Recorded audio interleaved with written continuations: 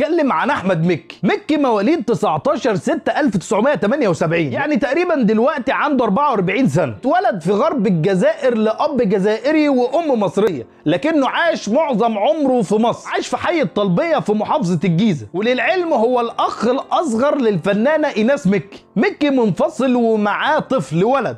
الولد اللي ظهر معاه في كليب اغلى من الياقوت ده كان ابنه. مكي خريج معهد سينما قسم اخراج، مخرج فيلم الحاسه السابعه. مكي في بدايته عمل دور صغير في فيلم ابن عز لعلاء ولي الدين رحمه الله عليه، وبعدين عمل دور صغير برضه في فيلم تيتو للفنان احمد السقا، وبعدها انتقل لدور اتش دبور واللي عمله في مسلسل او في سيت كوم تامر وشوقية اللي كان بيتعرض زمان. بعدها شافوا عادل امام فقرر ياخد الشخصيه بتاعت اتش دبور دي ويعملها في فيلم مرجان احمد مرجان. بعدها عمل افلام زي طير انت ولا تراجع ولا استسلام، واللي بالمناسبه اخد منه شخصيه الكبير والشخصيات اللي عملها في مسلسل